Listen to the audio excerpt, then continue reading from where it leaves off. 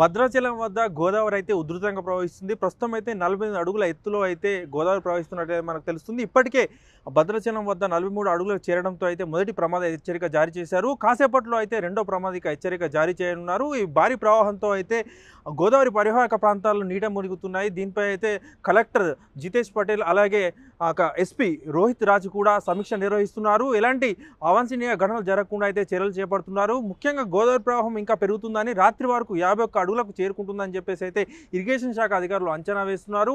పైనుంచి భారీ వర్షాలతో ఇంద్రావతి కావచ్చు, ప్రణాయిత కావచ్చు, భారీ వర్షాలతో అయితే ప్రవాహం పెరుగుతున్న నేపథ్యంలో అయితే గోదావరి ప్రవాహం భద్రాచలం వద్ద భారీగా పెడుతుందని చెప్పేసి అయితే అంచనా వేస్తున్నారు.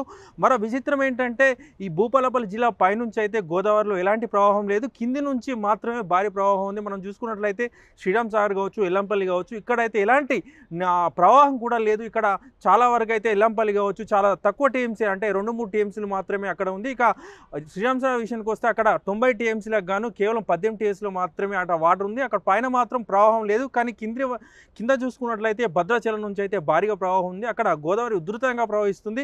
కాసేపట్లో రెండో ప్రమాద హెచ్చరిక జారీ చేస్తారు. సో ఈ నేపథ్యంలో పరివాహక ప్రాంతాలను కూడా కలెక్టర్ కావచ్చు, ఎస్పీ కావచ్చు అప్రమత్తం చేశారు. ప్రజల వారు కూడా గోదావరి పక్కకు వెళ్ళొద్దని కూడా వారు కోరారు. కెమెరామెన్ రామకృష్ణతో శ్రీనివాస్, వన్ డే తెలుగు, హైదరాబాద్.